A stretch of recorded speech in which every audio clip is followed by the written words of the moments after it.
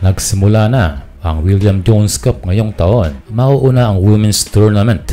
Samantala sa Men's Division ay expected na magsimula sa July 12. Sino-sino nga ba ang maghaharap ngayong taon? Ayon sa ating nakitang detalye ay merong isang Australian team. Sumunod naman ang national team ng Bahrain, meron din from Malaysia, at ang Pilipinas ay dadalhin muli ng Strong Group Athletics. Kasali rin ng UAE, pero ang pumukaw sa ating pansin ay ang tila magandang programa ng ilang bansang kalahok. Katulad lamang ng Japan na ilalaro ang kanilang Under 25. Technically parang Team B na rin at sasamahan ng mga galing sa youth team. Matagal lang ginagawa yan ng Japan na sinasamantala ang mga tournament para isabak ang kanilang mga future players. Gayon din ang Qatar na lalaro ang kanilang Team B. And syempre ang host nation na Chinese Taipei nakarga ang kanilang National Team A na malamang nalalaro sa FIBA Asia Cup and kasama rin ang kanilang developmental team. So sabi natin kanina na matagal lang ginagawa ng Japan ang pagsabak ng kanilang mga developmental players at gayon na rin ng Taiwan na laging may Team B sa Jones Cup. And dahil nga sa mga ito ay naramdaman na kung paano nag-develop ang basketball program ng dalawang bansa.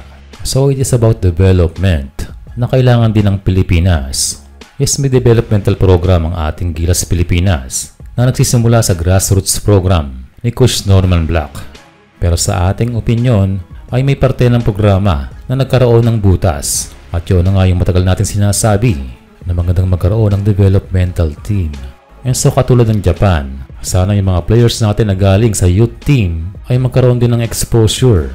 Sa katunayan ay marami rito ay nasa kolehiyo na at hindi pa muli nakakapagsuot ng national jersey. Although given na ang talent, pero pagdating sa programa ay medyo naiiwan tayo. Hindi naman masama ang semi-permanent roster ni Coach Tim Cone. Pero sayang ang panahon ng mga players na hindi na nakakalaro. Pwede sana ang mga players from UAAP.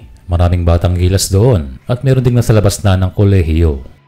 Katulad lamang ni Francis Lopez na matagal nang hindi nakakabalik. Gayun din ang mga batch noon nila Calum Harris na yung iba ay umuwi na lamang ng Amerika. At marami sa kanila ay ready to play. Although sa men's team program ay nandun na si Mason Amos, pero yung kanyang mga kasabay ay naghihintay lamang.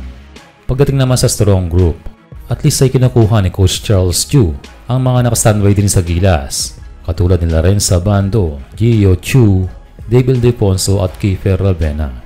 Batagan sana maging inspirasyon ang developmental program ng Japan at ibang bansa na kahit paano ay karamihan ay nabibigyan agad ng opportunity at nagagawa ito sa pagpapadala ng mga players katulad sa Jones Cup. And why not ay pwede natin gamitin ang ating mga youth players sa ibang tournament din katulad ng SEA Games.